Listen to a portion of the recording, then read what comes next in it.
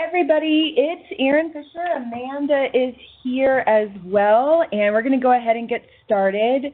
We are recording this, and then I will send out an email this afternoon to everyone who attended with any PowerPoints that we have and an additional document as well.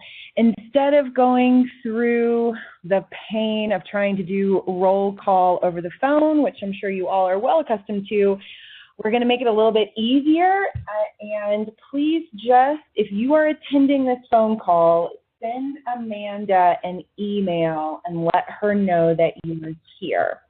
You should be able to see her email address on the screen, but just for you to know, it's noc12@nwccog.org. So it's recording. Please send in your roll call so we know who to send the information to after this is over. Today we're going to start off with Simon with Chocolate Software. He and Devon are the owners of Chocolate Software. They're the ones, when you go in to do your monthly reimbursements each month, that's their system that we're using, and we're using their system for the RFP. So Simon's going to go over how the RFP works. You can ask him whatever questions you may have, and then I'll go over some AAA contracting stuff, and you can ask all the questions you may have then as well. So for those people who may have just joined in the last minute or so, we're just telling you that please send an email to Amanda at noc12@nwccog.org to let you know that to let her know that you're on this call. That's how we're going to do roll call instead of doing it verbally. Any questions before we turn it over to Simon? Great. Simon, I will give it over to you. Good stuff.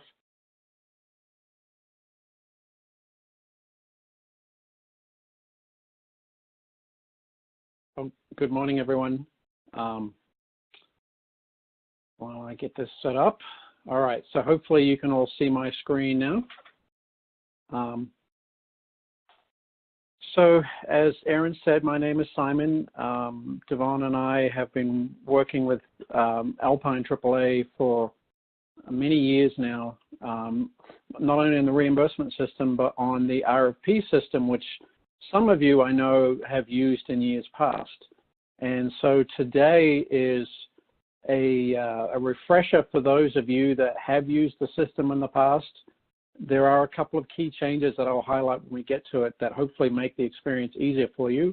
And for those of you that haven't used the system, this is an overview. It's going to be a fairly quick overview of how the system works. I've tried to put together a deck of slides that is almost like a cookbook. So when Erin sends these out to you, you'll have these slides as reference for later on down the road. So let's jump in and get started then.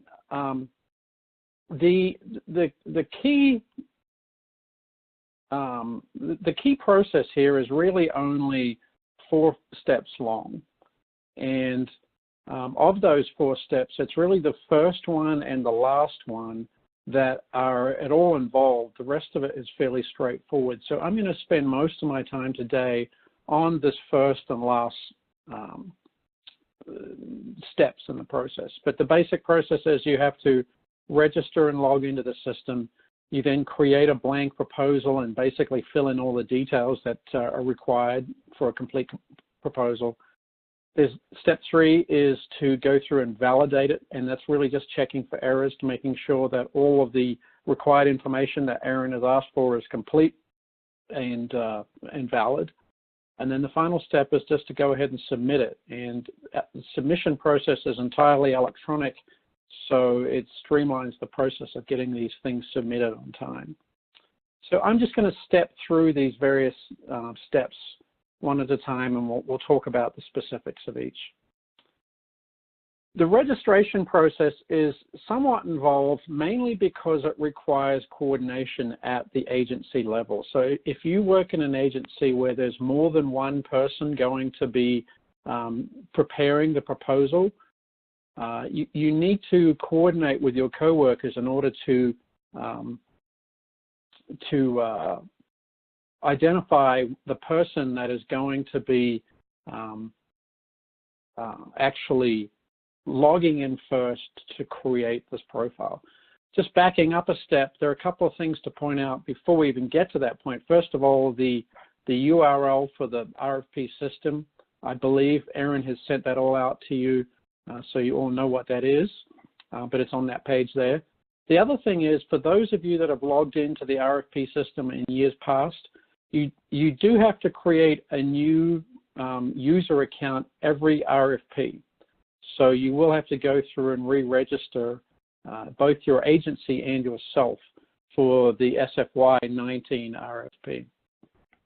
The other bullet point there, the last bullet point, is kind of redundant in this case, but it's not inconceivable that there will be multiple RFPs open at once, and you need to make sure you select the right one from the drop-down.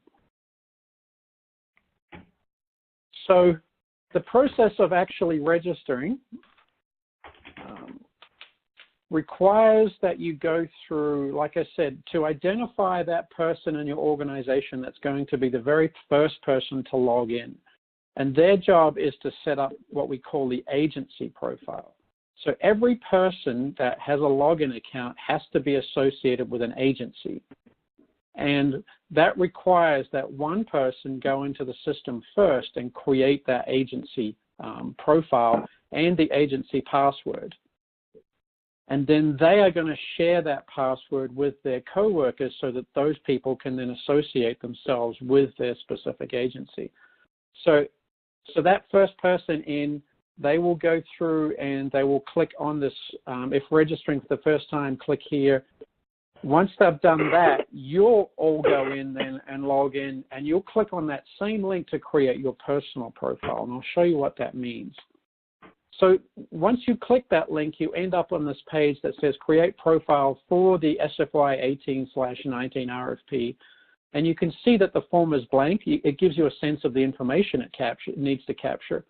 If your agency is not in that first drop-down list, then you need to go to this link over on the far right that says agency not listed, and this is where you create the agency profile.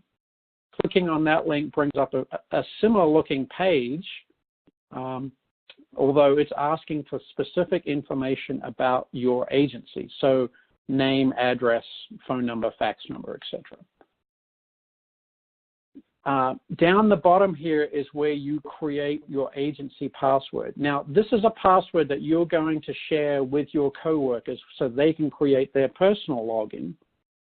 So my recommendation is don't use a password that you use for your personal email account. Don't use anything that you would be embarrassed sharing with your coworkers. Be fairly generic in that password because you are going to share it with each of them. Once that first person has gone through and filled out this form and created that agency password, the system then pushes them back a page to the personal profile page. So the same form we looked at just a second ago, but you can see that the agency dropdown has now got an organization selected, and it's pre-populated some of the address fields. This is where you then enter your personal information. So it's registering you personally. And the key pieces of information you need here, obviously your name, an email address, and then a personal password for yourself. You have the ability to populate the address. So in this particular case, this Chocolate Home Healthcare has a registered office address on Wolf Street in Denver. If you personally work at a different office, you can put in your office address. So you don't have to accept the agency address as the default. Down the bottom here, the very last thing you enter is that agency password that you've got from that coworker of yours that was the first person in and created that password. And so you have to know that password before you can create a personal login profile. Once you've created that profile, the system then takes you to what we call the required reading section of the RFP. And this is all of the boilerplate material that you need to have reviewed prior to submitting an RFP. And the way this works is it steps you through the different sections that you're required to look at. You just simply go up and click the first link in the list, and as you step through the pages, it will actually put a check mark in each one of these little check boxes as you go through. And ultimately, you go through all 12 sections here, and you end up down the bottom here with this checkbox becoming active. It's inactive at the moment because I haven't actually gone through any of these sections. And this agree button will become live, and I'll show you what that looks like. So now I've gone through and I've reviewed every section of that required reading. I can now check this checkbox, hit the agree button, and at that point, I've actually gone through the full registration process. And it puts me into a home page that's not dissimilar to what you're used to looking at when you go and do your monthly reimbursement requests. So same basic setup, log in, log out button at the top of the page here, and a menu down the left side. So at this point then, we've gone through and successfully registered. We're now able to start creating the proposal. To do that, you just click on the link, the only link on the left side that says Create New Proposal. And what this does is it creates a blank proposal, and your job at that point is to fill it in. When you click on that Create New Proposal link, it puts you into another page that will just walk you through the various sections that you need to complete in order to put together a full proposal. And the menu options on the left there basically guide you through the pieces of information you need to collect. My advice to you all is to work through them one at a time, but you don't have to. And in a situation where you might have multiple people in the agency putting in information, you may not need to. So there may be some person that's responsible for doing just the fiscal piece of it, doing the budgets. And there may be another person that's responsible for doing the units and clients, for example. They can come in and click on that relevant link, go to that. Other people may be doing the narrative questions. They can just go in and do that. So it gives you the ability to work through it sequentially or to do it however it makes sense for the people that are doing. The page that I'm now on, obviously, is this general information page, the very first link in the list there. The only piece of information that you're required to provide there is to give your proposal some relevant name. The other thing I'll point out here is you can see next to that save button, it says to save often. The system will time you out after 20 minutes. So if you're in the system working on it and the telephone rings, I would recommend hitting the save button wherever you have the option to, just to make sure that it saves it, so that if you do get kicked out, logged out of the system, when you come back in, that information's all saved. So stepping through then, the second piece of information is the agency background page. It's fairly standard stuff, nothing particularly onerous in terms of what you need to put in there. The third page is the contacts page, and there's a couple of things to point out here. First of all, the information in this contacts page is important when you get to the submission piece, because it's going to pull information from your contact list in order to verify that you want to submit, and I'll explain what that means later on in the process. The key pieces of information that you have to put in there are the three roles, names and addresses for the three roles that you see in that list: the agency director, the proposal contact, and the program manager. By default, the person that clicked on that Create New button, Create New Proposal, is automatically tagged as the proposal contact. You can change it, but they automatically get tagged as that.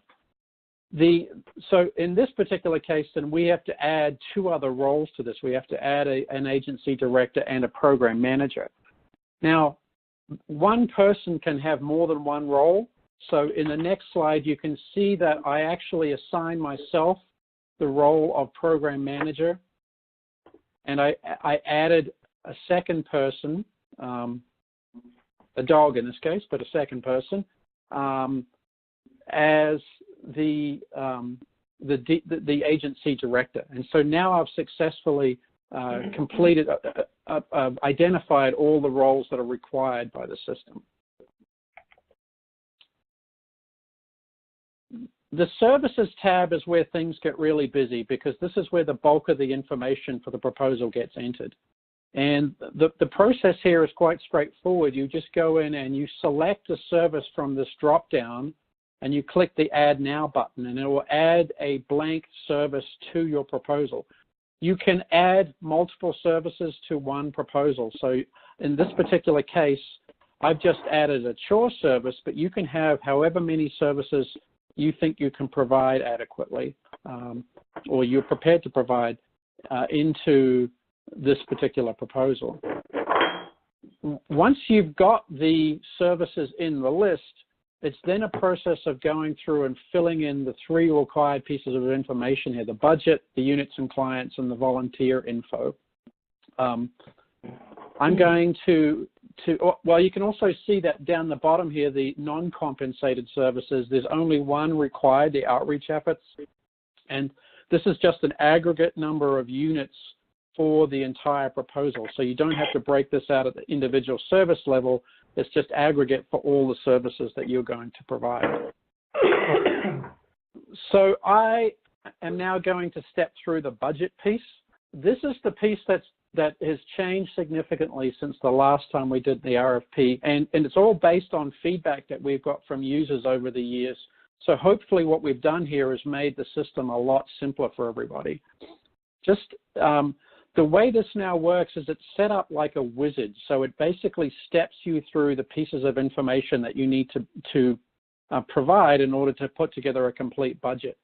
And you can see up here in the top right of this box, it actually tells you how many pages there are in this wizard. So you need to step through 5 separate pages, and they are collecting the various pieces of budget information that you need to provide.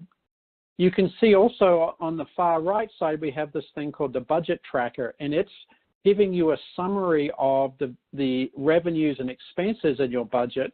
And it's also giving you feedback in terms of whether that budget balances. And if you remember back to the old system, one of the key business rules is you have to provide a budget that balances. Revenues and expenses have to equal.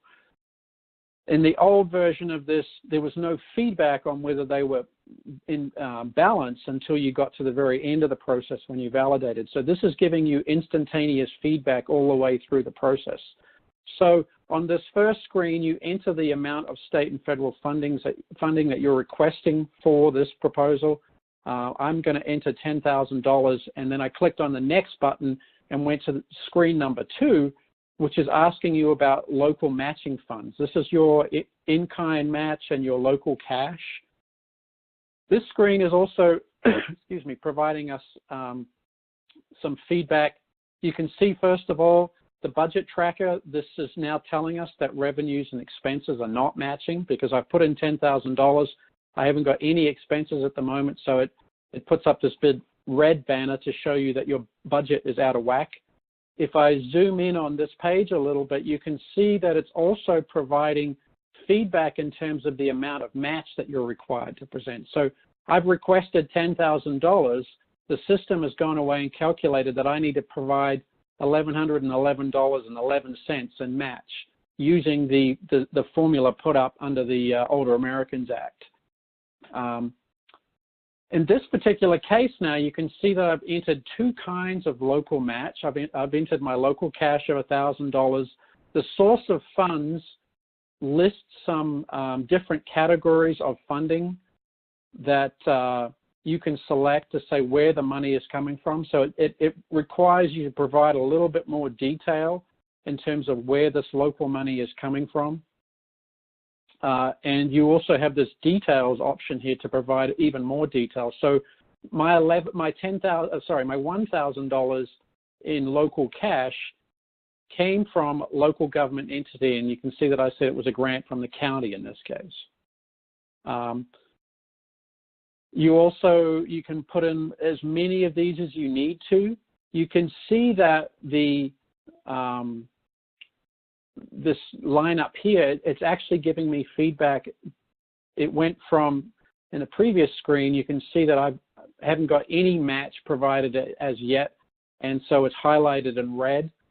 Once I've successfully met the minimum match, it changes to green, so it gives you a bit of feedback that you've actually met the match that you need to meet. So at that point, I've entered all that local matching funds. I can click the next button down in the lower right corner there, and I move on to screen number 3, which is now called Other Sources of Revenue, and this is where you enter things like your client contributions and program income and those sorts of things. Same sort of deal. There's a list of other revenue sources. You type in the amount. You can add details if you want to, just to give us a bit more information in terms of where those funds are coming from. So at that point then, I've entered all of my revenue information, and you can see once I move over to the next screen, screen 4, I'm now at the point of entering expenses. It starts out by entering personnel expenses. This is another significant change up from the years past, in the sense that it now allows you to enter personnel information in 2 different forms. You can enter whether they are a salaried or an hourly employee. And if you remember the old system, it just let you enter direct service or administrative personnel. Now you can break out whether they're salaried or an hourly rate. So the chore workers that I've entered for this, I put them in as an hourly rate of $20 an hour for total number of hours of 400, and it's calculated a cost. In this particular case, I'm entering an administrative person as a salaried employee. That person is the scheduler, and so all I need to do is enter their annual salary and the percent of time that they're going to dedicate to this program. And I click the green Add Personnel button, and it then adds them. And you can see that I put them in at $42,000 a year, 3.5% of their time on this program, for a total of $1,470. And so it lets you build up the personnel list that way. You can do it as an hourly rate, or you can do it as a percent of time employee. So clicking on the next button then will take me to screen 5, the last screen, where you get to build up your program expenses, the actual budget items. In the old system, there was just a long category, some of which weren't relevant to you. This one lets you build them up individually, so you only have to enter expense line items for the actual expenses that you're going to incur. This screen is last because this is probably the one where you're going to work the hardest to get your budget to balance, or use to get your budget to balance. So if I just zoom in on my budget tracker, for example, you can see that I'm currently at $11,325 in terms of grant revenues. I need to get my grant expenses to match that. And so basically what I want to do here is add $1,855 to my program expenses in order to get those 2 columns to match, 2 numbers to match. And so that's what I've done, right? I've added 3 budget categories by selecting the expense type, travel, putting in the amount, $810, and then putting in some description, projected 1,500 miles at 54 cents a mile. And just click add expense item, and it will go through and incrementally add all those items and give you a running total. And you can see at this point then, I've now got my budget to match. And so that's giving you instantaneous feedback about the status of your budget, and hopefully that will make life easier for you all. At that point then, you've entered the budget for this, and you can click the home button over in the lower left side there, and it will take you back to the page where you were adding those services. So I've now got my chore budget entered. I can now move on to the next line there, the next item, which is the units and clients. This process is pretty much the same as in years past. The only difference here is we've greatly simplified the number of service areas. In fact, we've just collapsed that back to counties. So you'll select a service area county rather than a community or some sort of sub-geography. And so you select the service area from the drop-down. It automatically pops up this screen then that asks you for the units of service in that particular county. So I'm saying I'm going to do 200 units in Grand County. At that point, you can also enter more information about your specific service area. So you can see I'm focusing on 3 communities in Grand County rather than the county as a whole. And then finally, down the bottom, there is the information about the specific clients and the targeted clients that you propose to do in your proposal. Click the Save button. It will take you back to this screen. At that point, then, you need to enter the volunteer information, and there's only 2 pieces of information there. So in the interest of time, I'm going to skip that one, and you can figure that out. There's only 2 bits of information, so it's very straightforward. From there, then, the next item is to answer the narrative questions, and I suspect this is where most of you will spend most of your time. There are 15 questions in here. Some of them will require, you spend some time and energy putting them together. The key thing I want to point out here is you can see that some of these have a red star next to them. This indicates that it's a required question. You have to provide an answer to this question, otherwise the proposal won't validate. So make sure that you go through and answer all the right questions. I'm going to skip the uploaded associated documents. Erin is not requiring you to attach any documents to this proposal, so there's nothing for you to do then. So at that point then, we've filled out the proposal, excuse me, and we can proceed to validate it to make sure that it's error-free before we submit it. I've got a frog in my throat. The validation process is quite simple. You just go to the validate link there on the left side, click that, and it runs away in the background and compares your proposal as it currently stands with a whole bunch of business rules that Erin set up to say, this is what I require from a complete proposal. And it will spit out errors to tell you what you need to fix. And you can see in this case, I've got 12 errors, and I've also got 2 warnings. I'll come back to the warnings in a second. The key thing about errors is you cannot submit your proposal until you've resolved all these errors. You can see most of my errors fall into one category. I didn't answer a required question in the narrative section. You can also see that very top error is just pointing out that my budget doesn't balance. I actually went through and finagled the numbers just to make sure that I could show you a different kind of error. At that point in time, you can click on the Fix link on the far right there. It will take you back to the page where the error resides. You can go in there, fix the problem, go back and validate and make sure that it's gone.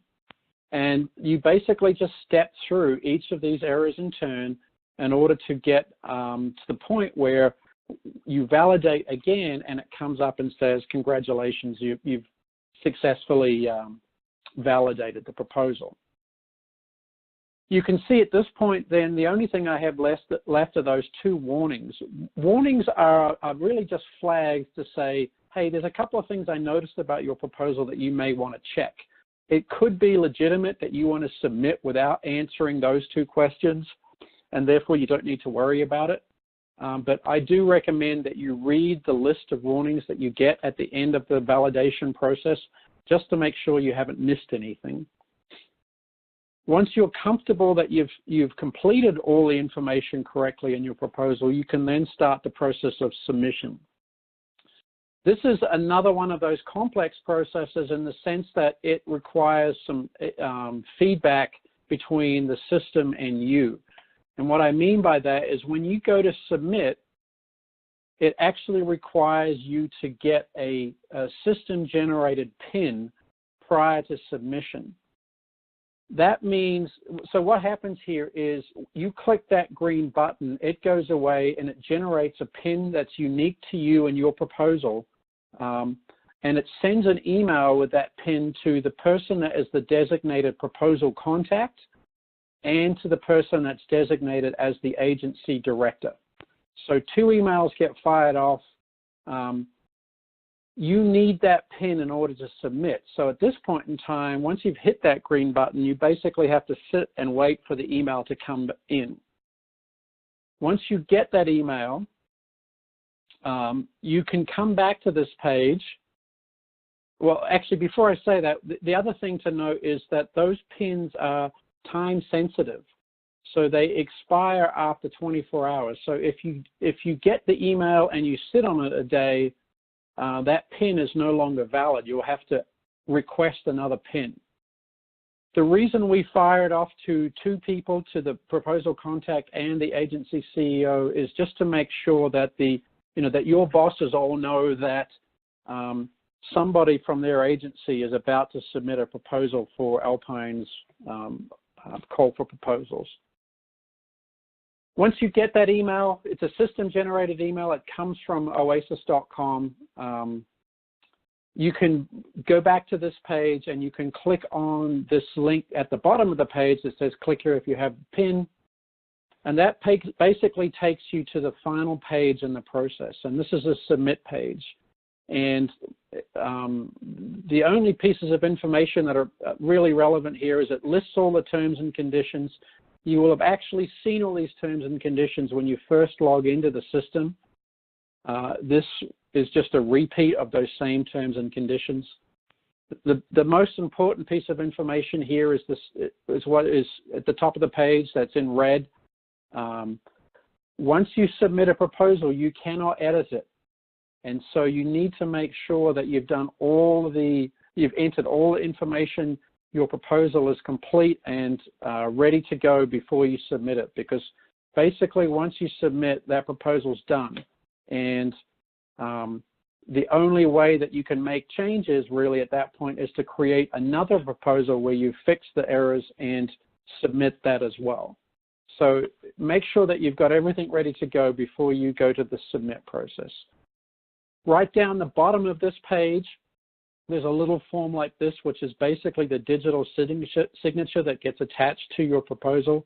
And so the person signing their title, their email address, the date, and then that PIN number that you received via email, you hit the submit button.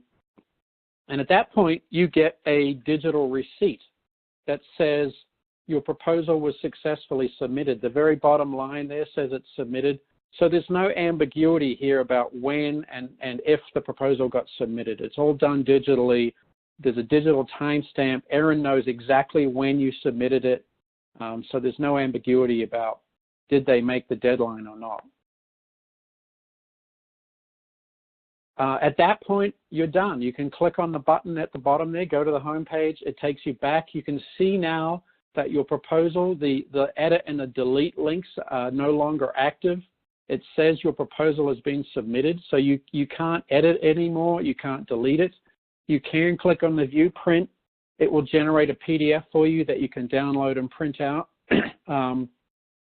But at that point, you're essentially done. You can go through and create another proposal if you wish. So you can go through all that fun again if you've got another proposal that you want to put together. But essentially, my proposal is now submitted and it's sitting in Erin's inbox waiting for her review. So that is a rather rapid summary of the RFP process. And so at this point, I think we can open it up to questions.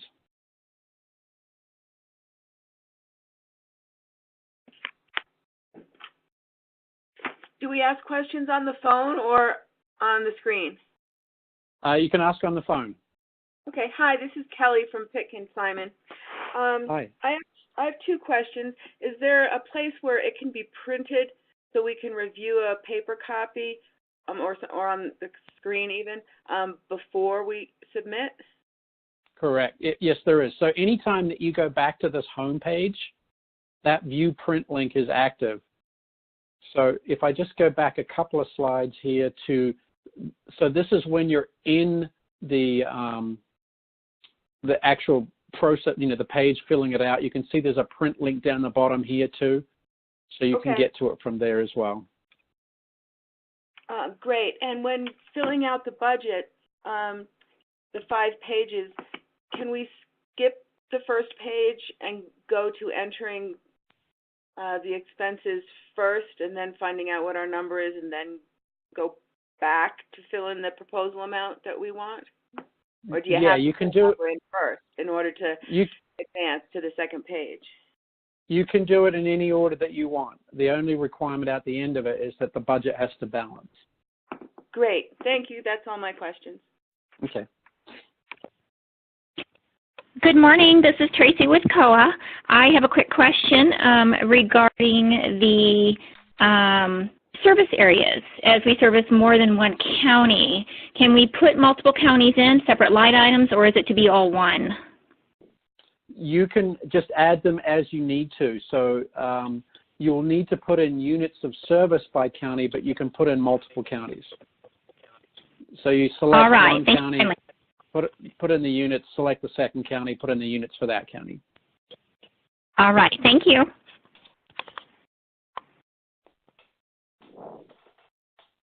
Simon, this is Lori from Summit County. I just want to say thank you for making this so much easier to use. That's what I like to hear. Thanks, Laurie. Thank you. This is Chad from Picken. Hi, Chad. About the budget and the required match. I noticed that on your example, you inputted more than a required match. I'm sure many providers, far exceed the required match and then try to balance that budget. I guess my question is, for those providers that far outweigh what the required match is, it might be difficult to balance that budget as far as services and the like, if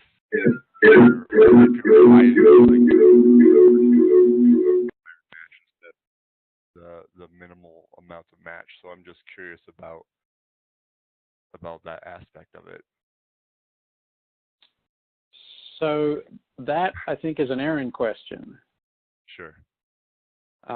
Aaron, can you weigh in on this one? I have to admit something really weird happened when you were halfway through that question, Chad, and I heard all the way up to putting in overmatch into the budget, and then it sounded like you were in outer space. I am sometimes. But, I'm sure Aaron and I, we've talked about this before, I'm sure, but, for providers that far exceed that required match, it might be challenging to get the budget to balance. And so, I guess I'm, for my sake of being new to the system as well, how does the system take that into account when we're doing 30%? If we're inputting all of that revenue, for example, instead of the 10% match, and how can, I guess I'm just curious of how the system recognizes that you are far exceeding the 10% match, and it might be challenging to balance the budget in that regard. I don't know if that makes sense, but. We're discussing here. Hold momentarily, please.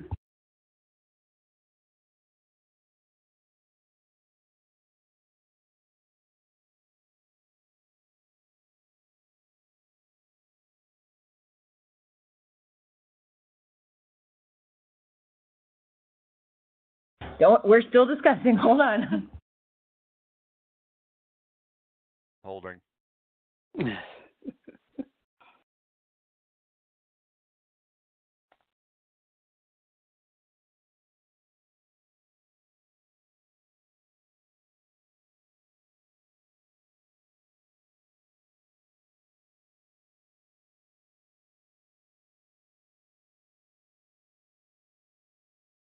Okay, sorry about that, y'all.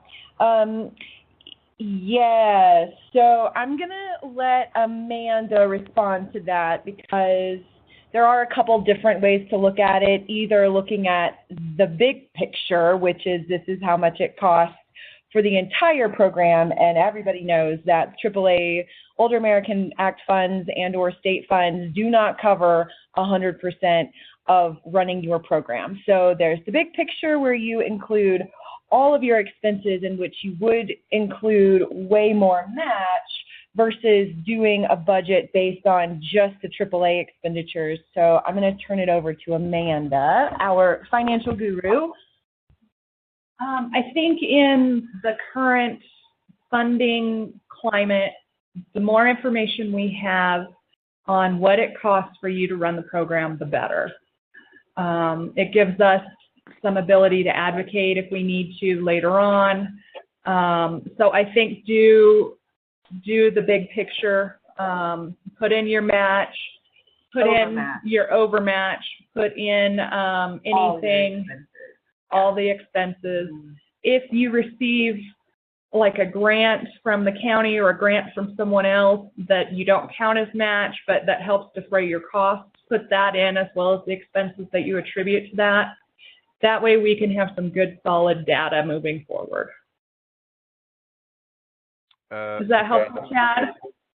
It does. I'm still concerned that if we in fact do a tell-all as far as our budget as far as expenses and revenues, that the budgets won't match. So the system won't let us actually submit it if the balance, actually the real budget, it might not work in the system, is my concern. At the end of the day, that might be true. You may end up putting an expense, maybe you get additional money that you can roll over from year to year. So you may need to put an expense that is miscellaneous rollover to make that match, because unfortunately the system won't let you progress until it does match. Okay. Sorry, Chad. I appreciate the straightforward yet vague answer. I'm getting good at it. Story of our life. Welcome to the world of OAA funds, Chad.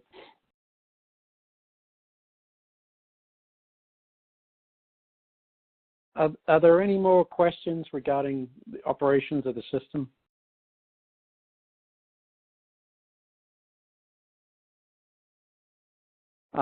Folks, thanks for your time. This last slide has my contact info. Feel free to reach out if you have any technical related questions.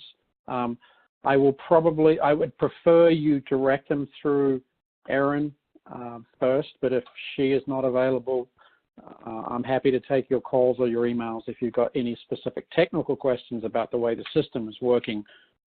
Obviously, stuff about the RFP, I'll just push you all back to Erin and Amanda to have them address those questions. But again, I appreciate your time. Hopefully this all goes well for you and you get all those proposals in on time. Thanks so much. Amanda, I'm going to pass it back to you. Thank you, Simon. Thanks, Simon. All right, so we're moving over to the other PowerPoint presentation, which is about AAA stuff. I know we had scheduled to go until noon. I really don't think, unless y'all have tons of questions, that it'll take this long. Most of this should be review. It shouldn't be new information for proposers who already have current contracts with us. Feel free to stop me at any time with questions. I feel like that makes more sense than waiting until the end. So just interrupt me. Chad, there's going to be more vague stuff when I talk about funding and reimbursements. I wish it wasn't so vague right now. I want to be as clear and transparent with what's going on with our federal and state funding as I can be from whatever the state has told us, which isn't much. So I will continue to keep you updated on our funding, but it's pretty unfortunate timing with everyone preparing for these new contracts and new budgets when I can't tell you exactly what's going to happen with our funding. But we'll get there. I have a slide for it. So, here's all the AAA stuff. Yeah, perfect. So these are just what we're going to go over today. Shouldn't be terribly new information. Go ahead and move it. All right, so here's some of the places where you can find the information. If you click on our website. So this is our AAA website. My assumption is that most of you have already been there. If you go to the Providers tab for providers, you'll see, scroll down.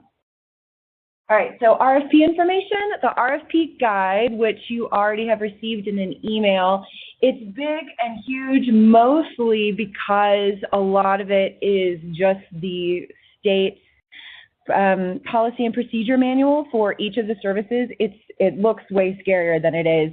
The actual instructions are probably no more than 5 or 7 pages. The RFP timeline is in there, and then the scoring matrix. So the RAC, the Regional Advisory Committee, they have a special grant review committee. And once all the proposals have been submitted, this is what they're going to be scoring on. So you can go back to the slides now. Oh, and that is also where, and I'll talk about the quiet period in just a minute, but when we go into the quiet period where I can't show preference for certain providers or questions, any questions that you may ask, I will answer, but I will put in an updated PDF that you'll be able to find on the AAA website. The second link is, we have a question here from our one in-person attendee, Tina. Erin, I have a question on the question and answers. Will you be posting that PDF on a ongoing basis, or is the question and answers going to be posted at a particular date? No, it'll just be updated every time I get a question. So whether that's every day, a couple times a day, hopefully not, or whatever it looks like, I'll just keep it updated daily. So the second link is everything. You don't have to go to it. That's just the link that Simon was showing us. That's your RFP link. And then that bottom link is the full policy and procedure manual. That's also on our website. You can also find the volume 10, which is another it's the other manual about all the services through the state, but you probably will reference the P&P more often than volume 10, but they're both on the AAA website. So the quiet period, we will enter into that after this conference is over. So ask all your questions now. Again, you can still ask us questions, but you'll have to email me, and then I will keep that PDF updated on our website with answers so that everyone has the same answers available to them.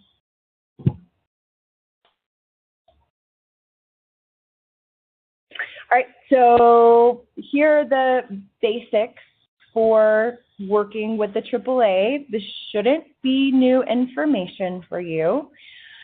We have to have an assessment for all registered services. That's the list of registered services. That's not the complete list, but those are all services that are available through this RFP process for you to contract for. We have to have assessment forms. They are mandated and created by the SUA. They are updated every year once the federal poverty guidelines are released. That normally happens in February or March. Then the state updates the assessment forms, and then I send y'all the state's updated assessment forms. Just make sure that whenever you are having a consumer fill out an assessment form, just make sure it's the most up-to-date form. There are some services that require reassessments, case management, home delivered meals, and chore. Currently, those reassessments are due on the 6 months that, how do I say this? If the consumer is still receiving those services, every 6 months, on the 6th month, it's due. There is talk that the P&P may be updated to say that the reassessments are due within a 6-month time period. So if somebody receives services in July, then you would have to update that sometime within the next 6-month time period instead of the 6th month. That hasn't been approved yet by APAC, the Aging and Policy Committee.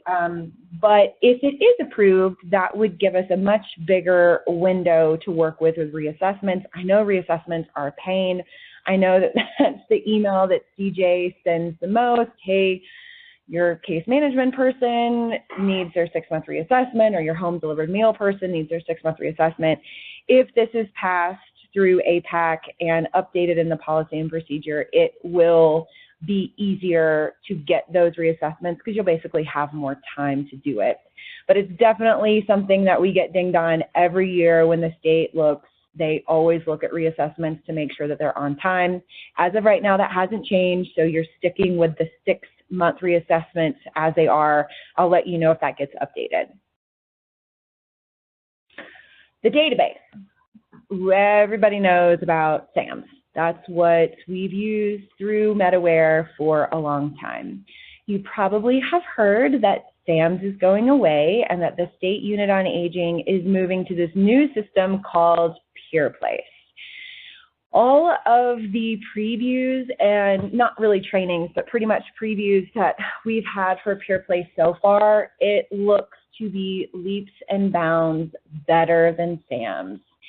It is more user-friendly. We spend all this time putting the data into it that we can't get out. We can't run trend reports. Sometimes we can't even run basic reports.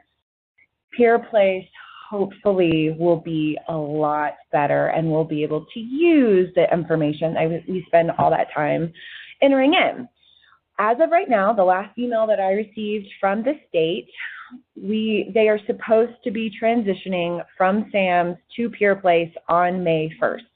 That same email said that training for PurePlace would happen a few weeks before May 1st, so sometime in April. I don't have any more information than that. That information will probably come directly from the state, probably from Berge to all the current users of SAMS.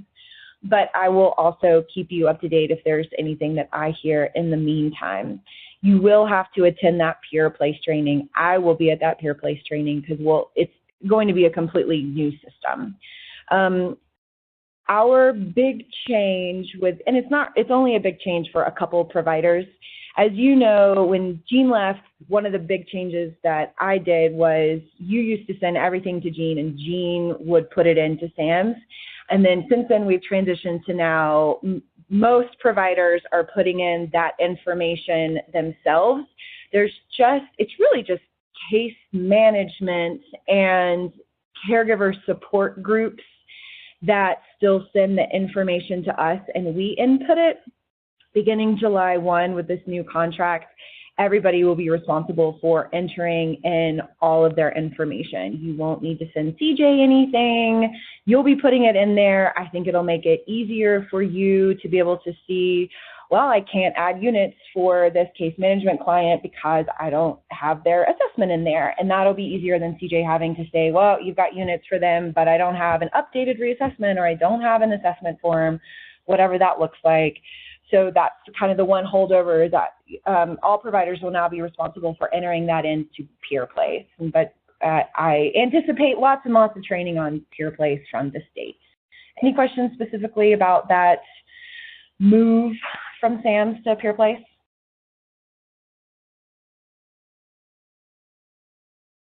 Okay. Background checks. This is also another one that Candace has really focused on, given her background with APS before she moved over to the SUA. This isn't different.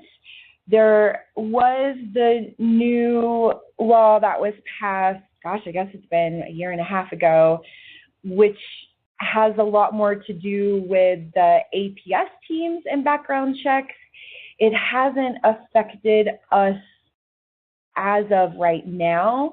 We're still requiring that any staff that has one-on-one contact with people 60 and over have to have a background check.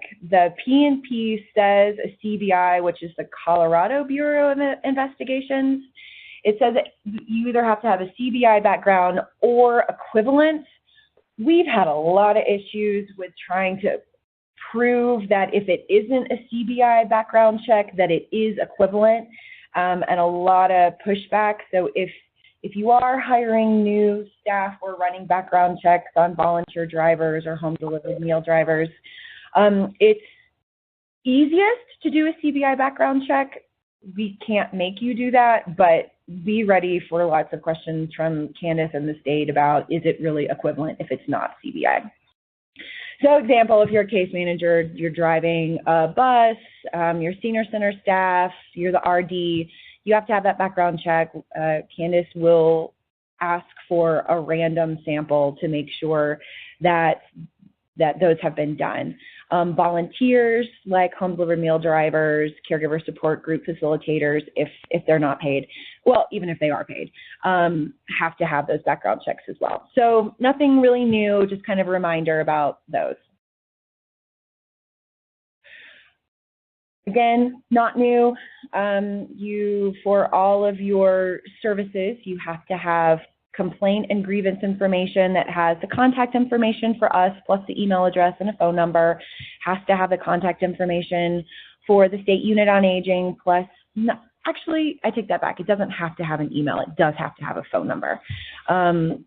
For the State Unit on Aging, even if you haven't received a complaint, you still have to have a complaint log so that Candace can make sure that you're set up in case you do receive a complaint. You have to have a way of tracking people if they go on a waiting list, even if you don't currently have a waiting list. I assume that everybody already has this stuff because this is things that we've talked about in past on-sites that I've done with you, but if by chance you need an updated copy of this or you just want a copy of it, just let me know. I can email it to you. You do have to be soliciting for voluntary donations. So whether it's a letter that you mail out or it's included in information when you send it to your home, when you send meals out with the home delivered meal drivers, or it's something that you keep in your congregate meal site, you have to have something about ways that you can donate with suggested donation amounts. And you should be doing some kind of satisfaction survey. That was something that Candace spent a lot of time looking through last year as well. Insurance, none of this is new. These are all of the insurance documents that you have to prove to us before your contract is finalized.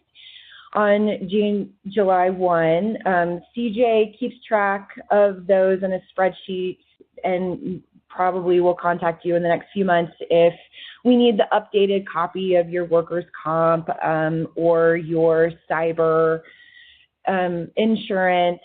Specifically, the RD has to have professional liability insurance.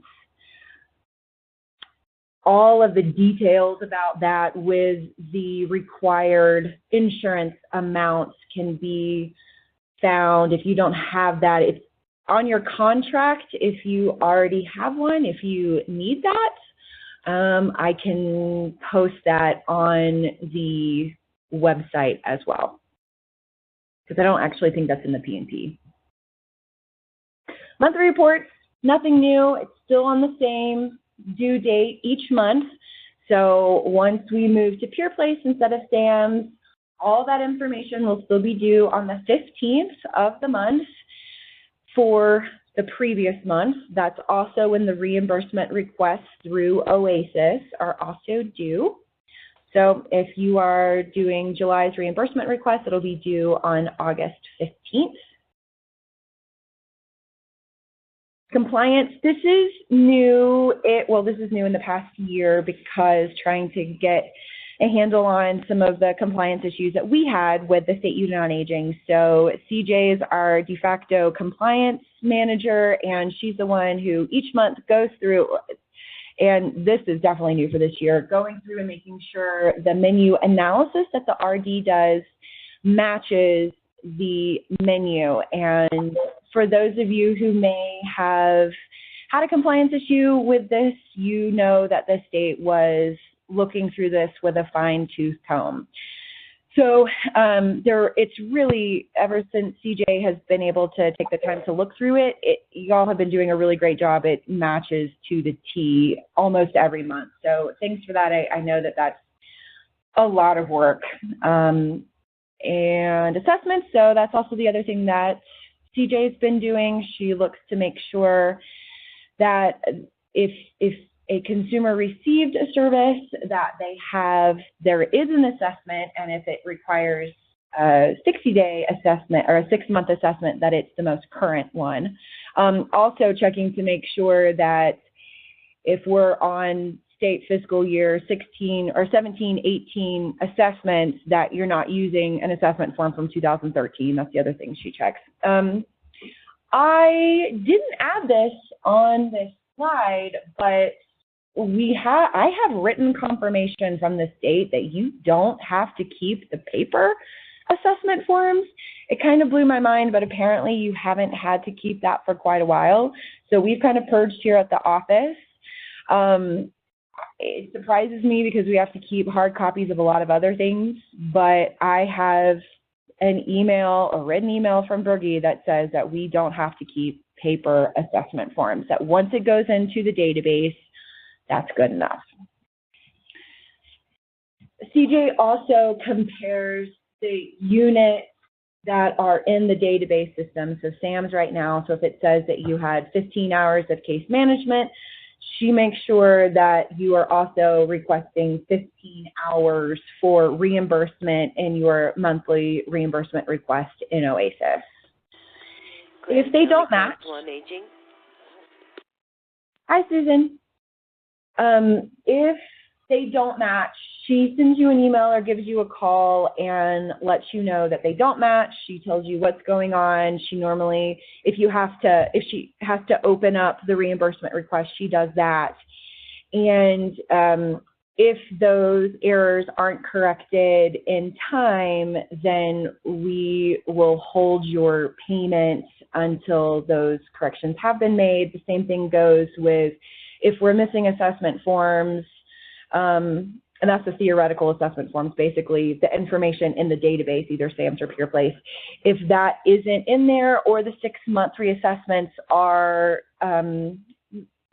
not the new ones, the new 6-month assessments haven't been added, we will hold payment until those have been updated as well.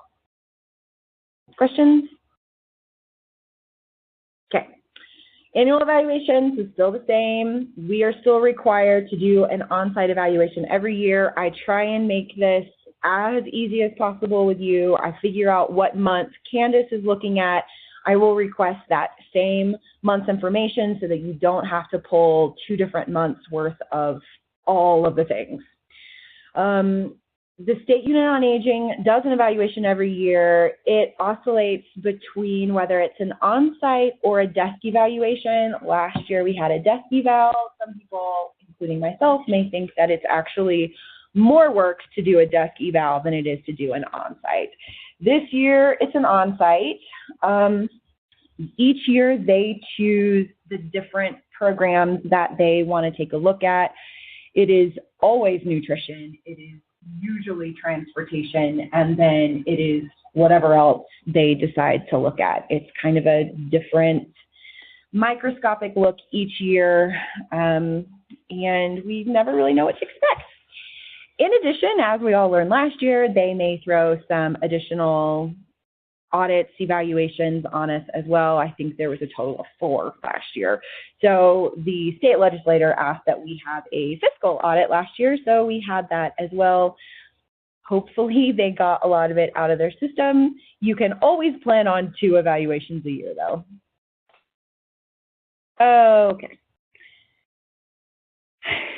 So as of right now, we reimburse for your actual expenditures. I changed that from what Jean had been doing, which she had implemented during sequestration a few years ago, where we were reimbursing equal amounts by 12. So she divided up the total amount of the contract by 12, and regardless of how many units you did, how many expenditures you had, you got 1/12 each month. I understand why she did that. 2 years ago, funding seemed a lot more stable, so it made more sense to leave that sequestration mode of thinking and go into actual reimbursement. The third way of reimbursing, which we haven't done, but we are one of 2 AAAs that doesn't do it this way, and during every evaluation, during the special financial audit that we got last year, from every SUA audit we get a lot of pushback from the state that we are not reimbursing on a unit rate reimbursement. That's as simple as you get $1,000, you say in your budget or your RFP that you're going to have 100 units, so your unit rate is $10, and each month we only reimburse you by the number of units that you have provided. In some ways, it's super easy. There's no ambiguity to it. You have a unit rate, you have a number of units, that's how much you get paid for. That's basically how the rest of the state does it. That's how the state wants us to do it. I don't know right now how we're going to be able to reimburse you last year. I mean, you're going to be able to reimburse you. I don't know what that looks like. I don't know which one of those 3 reimbursement methods we're going to use. I have a slide that talks about funding, and that will explain to you why I don't know how we're going to be able to do it yet. Amanda and I have Amanda's done 4 budgets so far since July, or maybe even since before then, with our ever-changing federal funding debacle. I would recommend that you have a couple different budgets as well.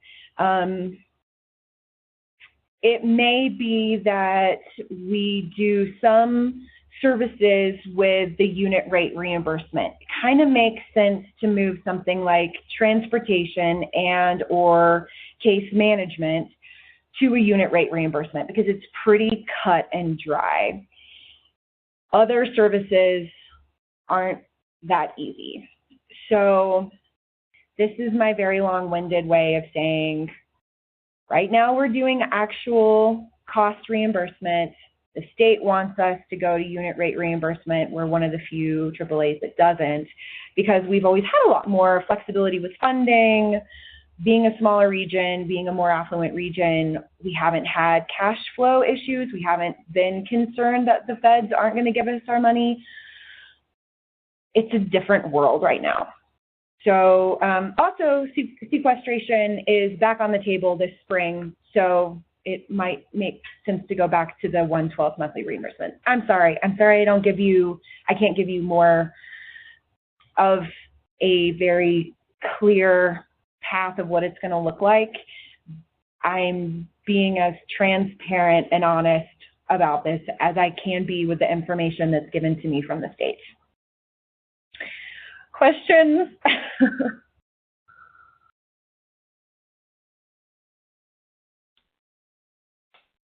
Okay. People can still hear me, right? Yes. Okay. All right. I'm just going to go through the services that you can potentially contract for. Case management, just as a reminder, case managers, in the policy and procedures manual, there are certain educational or work experience guidelines that case managers have to meet. Your case records have to contain certain elements as far as case notes, your goals, timeline, stuff like that. All of that is in the P&P. It's not been changed since the last time we talked about this, but if you want a refresher, it's all in the P&P. Case management does have to do 6-month reassessments, and just as a reminder, for units, 1 unit is 1 hour of case management. Sure, this is new. This is a registered service, and we are doing this service as a voucher. We've been working with Simon and Devon to have all of our vouchers online, which makes it really easy for us, for y'all. Providers will go on and they will go onto this, a similar system to what you go on a monthly basis for your contract or for your reimbursement. And they will have the system like create vouchers, and then they can go on and redeem them. That sends a notice to you if you're a tour, if you contract for the tour service, or to us if it's going through us. And then we can submit that to our fiscal department. They cut a check. It's new. We're actually still kind of piloting it internally, but I think it's going to be a pretty great system. Pikes Peak and the Durango AAA have been using a form of it. Ours is kind of a hybrid of those two regions successfully for a few years now. So, but that's a new one that you could apply for if you're interested. It requires 6-month assessment. Evidence-based health promotion and disease prevention is a registered service. To receive the federal funds, the programs have to meet the highest tier. So those are our Part D federal funds. An example of one of the highest tiers would be like Tai Chi for balance or Tai Chi for health, I think. Interestingly, In Balance does not meet that highest tier, but we use state funding to pay for evidence-based health promotion services and programming that doesn't meet the highest tier. 1 unit is 1 hour, and normally it's multi-week classes, like 8-week, 12-week classes. INR or INA, currently not a registered service. It's one-on-one contact. It's when you talk to somebody on the phone. It's when you respond to an email. It's when you talk to somebody at a health fair. 1 unit is 1 contact. We have hundreds and hundreds and hundreds of INR. I count all of my emails as information referral. Nutrition, congregate meals, registered service, all of those bullet points, definitely not going to go into all of those because we could do a presentation just on this. All of this information is in the policy and procedures. As you know, if you are a current nutrition provider, this is updated pretty regularly in the policy and procedure.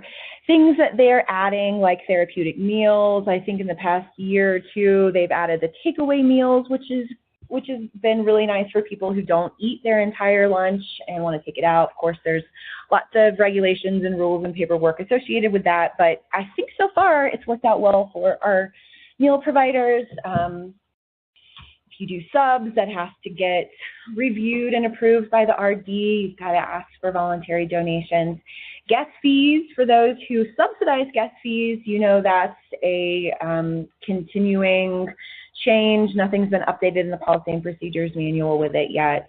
We'll see how that goes with our on-site evaluations this year. INSIP, you probably got an email this morning because we got our second allotment of INSIP funds. None of this is particularly new. You know what I don't have on there is time as a public health control. That is new for this year. I don't know that anybody is using that public health mechanism for making sure that the meals stay within the regulatory temperatures and everything, but that is new to the P&P. Oh, yes, Tina has a question. And I have a question. So there has not been any information from the state regarding a standardized guest fee? We've been told that you are no longer, as nutrition providers, going to have to complete that Excel spreadsheet that the state has created that determines your guest fee. We have been told that the state is going to determine a regional guest fee for each of the regions, and that's what you're going to use. I haven't heard an update about that in a couple months. There's certainly not been anything communicated to me about when that will happen. So in the time being, I even am 98% sure that if you had updated your guest fee for this year, for starting in this calendar year, I have an email that says you can either use that guest fee amount or you can continue to use the one that you were using back in 16-17. So we're on a holding pattern for that. But yes, we have been told that the state is going to start telling us what our guest fee is and that you no longer have to try and figure it out yourself. Thank you. Mm-hmm. Home delivered meals, it's a lot of the same rules and regs. There's my time as a public health control. Biggest difference between home delivered and congregate is home delivered has to have 6-month reassessments. The RD has 3 different functions: nutrition education, nutrition counseling, and nutrition consultation. Probably, if you are a nutrition provider, you would be seeing the RD for all of those. I was thinking mostly nutrition consultation. That's where the RD does the menu analysis, once a year comes in and does the kitchen evaluation, checks your refrigerator and checks to make sure that everything's clean and sanitary and all those kind of things. There are no units associated with nutrition consultation. That is just a per hour kind of rate, but none of that information is entered into our database system because you're not really, if you're the RD, you're not talking to seniors at that point. That's mostly the nutrition. That's the part of it. That's the nutrition provider. That's your biggest association with the RD there. Nutrition counseling is where the RD will speak one-on-one with a senior who has specific questions or needs. Maybe on a home-delivered meal assessment, it came up that they were high risk in the nutrition category, so the RD goes through and will meet with that person one-on-one, either in person or over the phone, and do some nutrition counseling with that person. One unit is one contact, one contact. And then nutrition education, that looks different in 2 different ways. So as you know, if you're a nutrition provider, you have to have monthly nutrition education, which normally goes out in the form of your newsletters.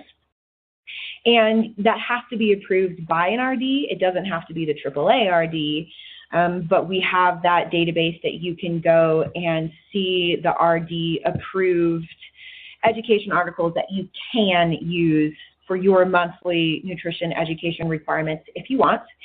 And then the RD also has to do 1 presentation per year as part of the policy and procedures manual. Any questions about RD? Okay.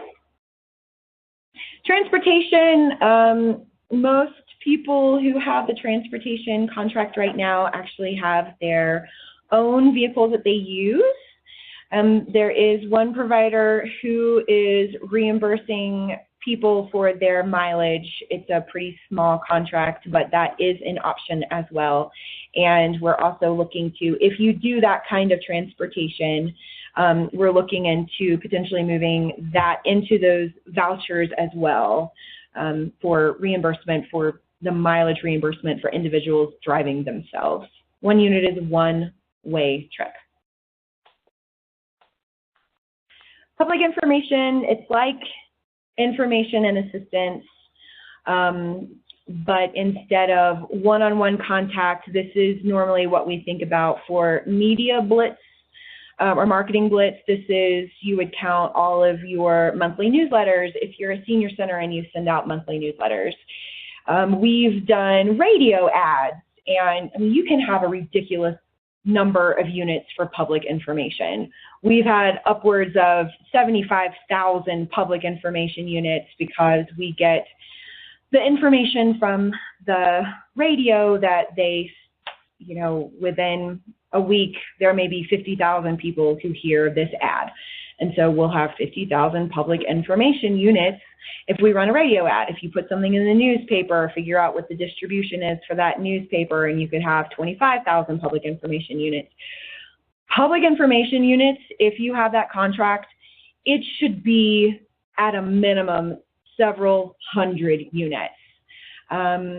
It's because you're talking about big marketing campaigns, even if that's just your monthly newsletter. I really should never be seeing 5 public information units. It doesn't make sense. I don't think there have been times when INR and public information, the difference between the two hasn't always been clear. But if you think public information is kind of your marketing side of it, then you should always think that that's going to be much higher units than information referral.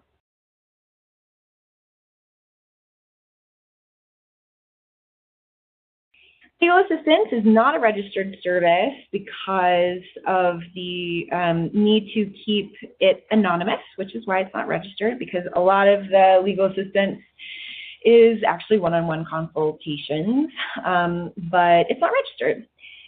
So the legal assistance program is a contract through the state and a selected contractor, and 1 unit is 1 hour. Funding. Okay, so here's my update about funding. Shortly before Christmas, which is the last time I got any kind of update from the state on where we are with this, the state was anticipating, so let me back up even a little bit more. I'm sorry for those of y'all who have heard this through the RAC meetings, but that's not necessarily everybody. So the federal government hasn't passed a budget, and what they're doing is they have continuing resolutions that have been, you know, every 2, 3, 4 weeks, and they will pass the continuing resolution, the CR, which keeps the government from shutting down. The problem with our funding, and as Amanda found out, it's not just human services kind of funding. It was some like weird defense stuff as well. I mean, we're not the only ones in this boat, but up until this year, we have always received all of our state funding and all of our federal funding on July 1, basically. This year, it hasn't looked like that. We did receive all of our state funding. We still haven't received any of our carryover funding, and our federal funding is coming to us in spurts. So we actually just received at least some of our federal funding a couple months ago. We spent the first 3 or 4 months or so without any of it, and so we've kind of just been bleeding our state funding. We get a little bit more than half of our funding is state, and the rest of it is federal. If we hadn't received any of our federal funding, we would be completely out of money by about this time, actually. So thankfully, we did receive certain percentages of our federal funding. I don't know how they figured it out. It was like 40% of this line item and 60% of this line item and 100% of this and 20% of this. I don't know why it was that way. So now going back to where I started this, in December, so the last continuing resolution was, I think, December 22nd. There was a lot of optimism from the state that the continuing resolution would be passed, and it would be for 1 month. Something about a 1 month continuing resolution would trigger the federal government to be able to give us all the rest of the money. They did pass the CR, but it was for 28 days, not for 1 month. So we still don't have all of our federal funding. I didn't receive any kind of update from the state, so I asked Todd for one. And now it comes to the state comptroller, who basically is going to have to approve the state being able to release funds that technically don't exist. It's kind of like an IOU. So it's the state saying, we really think that the feds are going to give us these funds, but because they're not passing a budget and they're only passing these 3-week CRs, we're pretty sure that you're going to get the federal funding, but we kind of need you to just trust us on this and let us free up this money. As of right now, the state comptroller hasn't been willing to do that. I don't have an update from the state about that yet. So now this kind of goes back to how we're looking at reimbursing for this new contract season, not knowing, I mean, we've just been getting these spurts of money. We're also, like I said earlier, looking at sequestration potentially kicking back in the spring. The one positive bit of news that I have for you is that the governor did include $4 million in his budget that would go towards state services. You know that they are just now starting to meet. They've got a whole bunch of things that they've got to get through over the next couple months, including passing the budget. We have been supplying a ton of information to people with the JBC, to Dr. Coggs, what is his name?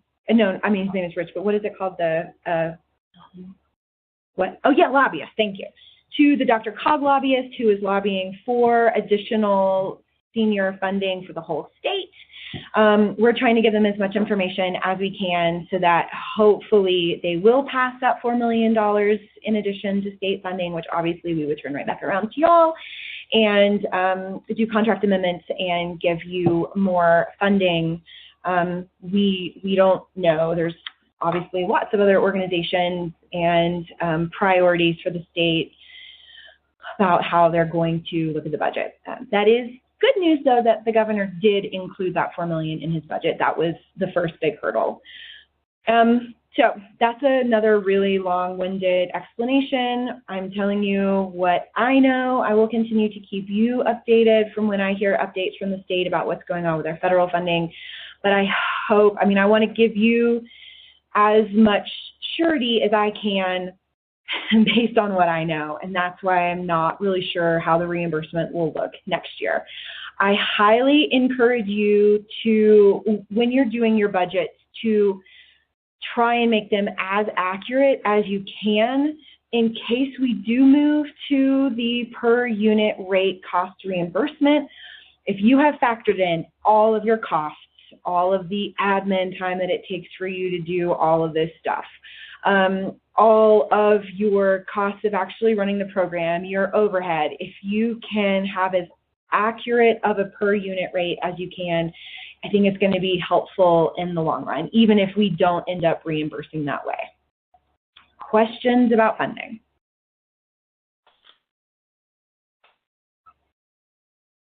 And part of the reason it's so ambiguous and why we're moving between these three options is wanting to be sure that we can reimburse you timely. Based on, we're running forecasts of which of these options can we be sure to get you the money back to you as soon as possible, as opposed to the way it's trickling into us. If we can kind of act as a mediator to keep you guys flowing, that's our goal, and that's why it is so ambiguous. We realize it's really hard to do a budget that way. Yeah, but like what I said that to Amanda yesterday when we were talking about this, and I was like, yeah, you know, it's just so hard. And she was like, Erin, we've done 4 budgets. So we are, in the same boat as you are too. It's as frustrating for us as it is, I'm sure, for you to hear this from me. There's just nothing clear about it right now. Todd has continued to be really optimistic this whole time. I mean, he thought we'd get the funding in September and then October, and then for sure in December this CR would pass and it would be for a month and we would be able to get all the funding, and now here we are. He continues to be optimistic about the funding for July 1, that this is a really weird, wonky year, but bear with us and next year it'll go back to normal. I don't know. I no longer am sure that I hope that happens. That certainly would be easier for all of us. But we're trying to be as pessimistic as possible. Yeah. It's always better to look, when it comes to funding, I think it's better to look at the worst case scenario and then, great, we get all of this funding and everything's back to normal, than it is to say, yeah, here's all the money in the world, you spend it, and then we can't reimburse you because the money didn't come. The one good thing is that as of right now, we're not looking, well, sequestration could change that just because of the nature of sequestration, but we're looking at flat funding. So we're not talking about, hey, everything's ambiguous and we're getting this massive cut in funds. So that's good news. Yeah, it's more of a time cash flow issue than necessarily, at this point, funding. Oh, go ahead, Tina. I guess the only thing that I would encourage you guys to do is, if we could choose a path, and even if it's the most conservative path, and stay with that. I think the most challenge to us is not the way you guys are going to reimburse us, but that it changes. Mm-hmm. So, you know, if we're used to getting all the money in July, and then now it's going to be true at 12-month period, we have a year within our budget that we've only received very, very little money. And so when we go to the Board of County Commissioners or whoever, it looks like for that year we only received like $20,000, where we told them we would receive $50,000. Mm-hmm. So in those years of change, it can look like we didn't receive this contracted amount. And yes, we all understand that, but when you're having to explain the world of this funding to a Board of County Commissioners or whoever that we have to, it is very difficult for them to understand. So I guess I would just say, I don't really have a preference on which way, but if we could choose a way and stick with it, I think that is the most beneficial to us. The difficulty becomes when it changes. Okay, that's good to know. Yeah. And this was, I was hoping that this would be a time for more discussion from everybody. If you agree with Tina, or if you feel really strongly about one of the reimbursement ways, we certainly don't have anything set in stone. I'm just kind of putting out, these are our options, and we're trying to come up with the way that's going to work best with our staggered cash flow, so that we continue to make sure that y'all are getting reimbursed and we don't run out of money in January. So if you have things to add to Tina's statement or suggestions, things for us to consider, now's the time. Especially before the quiet period. This would be good. Because we've argued all three of them. Yeah, we just keep back and forth. Back? Yay! Okay, I'll go back.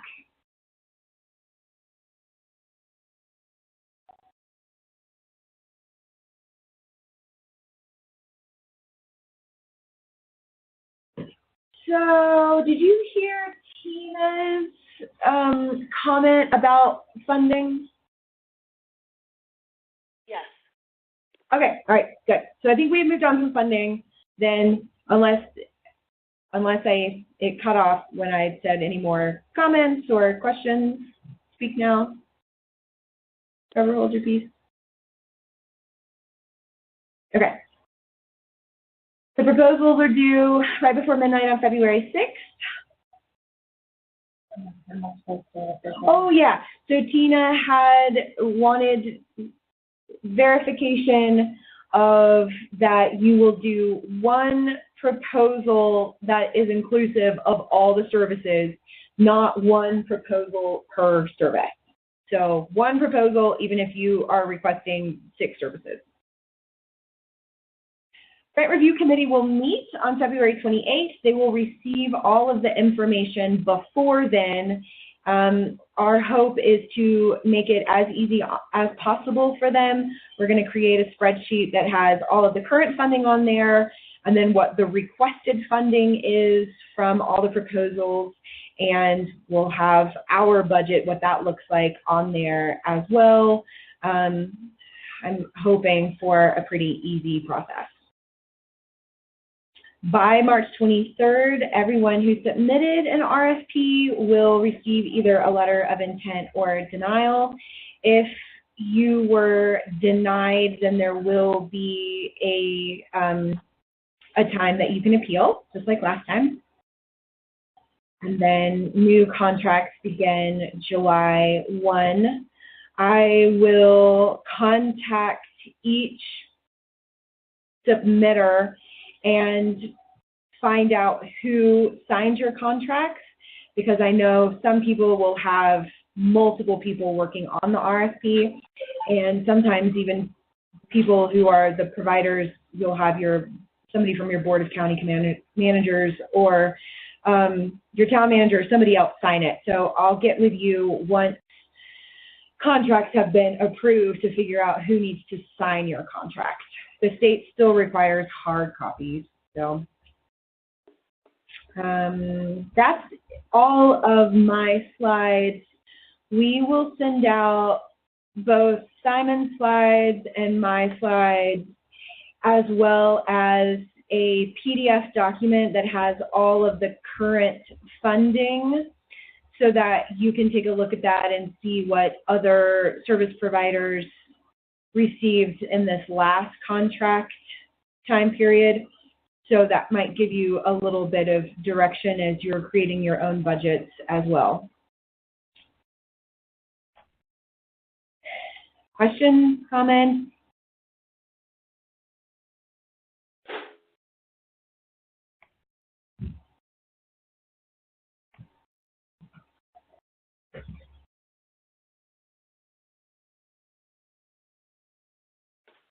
Okay, y'all. Well, if you have questions, whether they're technical questions or contract funding related questions, shoot me an email. And when I have updated the Q&A PDF on our website, I will respond to your email and say, hey, check the website. If you haven't asked any questions, it still may behoove you to check that every once in a while just to see if there have been any other questions that you may not have thought about that someone else asked. Otherwise, thank you very much for your time and bearing with this webinar, and I'll talk to you all later.